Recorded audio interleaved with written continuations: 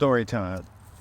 Yeah, it's another one. Y'all know y'all like this stuff. This factory of sadness called my dating life. This one is a little different. This happened some years ago.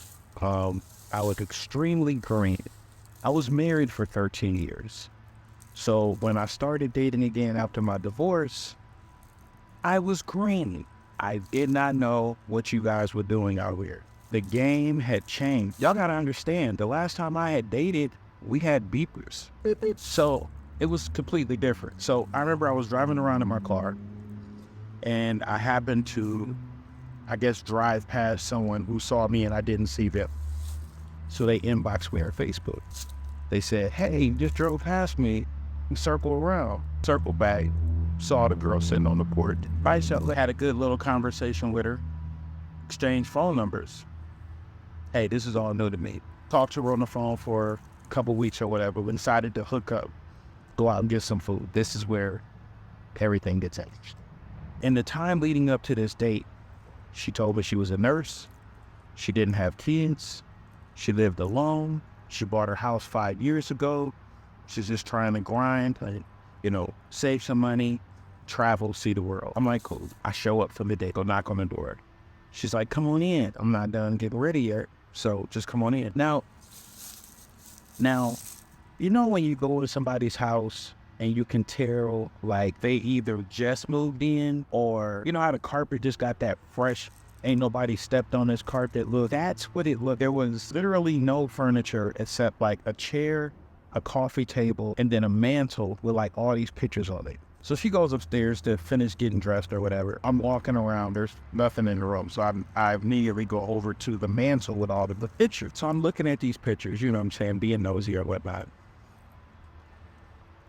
And I see a picture of me and another picture of me and another picture of me. Now, once again, I was green. I text my cousin like, hey, I'm over old girl's house and she got some pictures of me in the frame on her mantle with her friends and family. He said, I repeat, leave now. And I'm like, I ain't just about to bounce. I just came. What are you talking about? He's like, leave now. He just keep texting me, leave now. I'm like, no, I'm not. I know it. I'm a good judge of care. She comes downstairs and I'm like, hey, I'm over here and I'm looking at these pictures and I noticed that some of these pictures are of me. And she was like, what do you mean? I can't have pictures of my boo?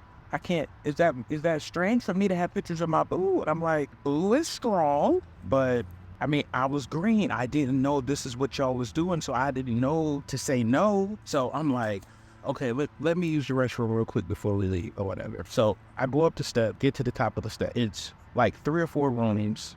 The doors are open, and there's one room that's sort of like the door is faintly closed. But I didn't know where the bathroom was. She didn't tell me. So I wasn't being nosy. So I pushed open the door that was sort of closed because the other rooms I can clearly see it was her bedroom.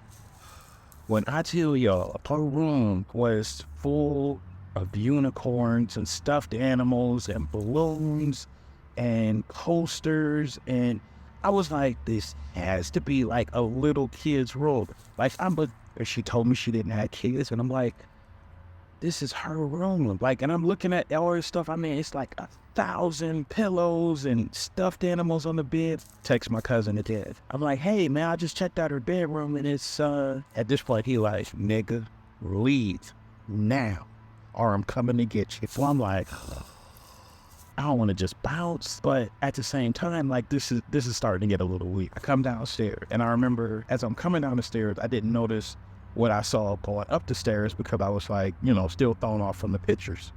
So as I'm coming down the stairs, I'm looking on the side of the thing, and I see like a picture, her certificates and pictures like of her and kids. And so I remember looking to them, and I'm like, it was one picture in particular. She had like 3 or 4 kids surrounding her, and how them y'all remember them Olin Mills pictures where you and the kids are surrounding you, right? So she had one of those, and then she had like a certificate that said STNA aid and stuff. But she had told me she was an RN and she was a nurse, and right. So like maybe it's just old. So I get to the bottom of the steps. I'm asking her, like, hey, I thought you said you was an RN. And she was just like, same thing, basically, right? I'm like, No, they not the same at all. And then who are the kids in the picture? She's like, oh, those are my kids, but their dad has custody, so basically I don't have to. Now, right now, y'all judging me, and I could feel it. I could feel it. So make the long story short, I told her, like, it's just too much stuff going on. I can't do this. And I remember I tried to leave, but she pushed her hand on the door, and she was just like, you're not about to walk out of my life based upon this stuff. Now, at this point, all I could think of was Misery, the movie. And I was just like, look, I'm going to go ahead and leave before I say some stuff that you don't want me to say, and it's just get blown out of proportion. And so she didn't take her hand off the door, so I had to forcibly pull the door open. Pulled the door, got in my car, drove away. She blowing me up, sending me all these text messages. I ended up blocking her on Facebook, blocking her on social media. This woman literally was still trying to contact me up to like 2 years later. I'm telling y'all, sometimes I be feeling like but another day in the life of dating time. See you in the next one.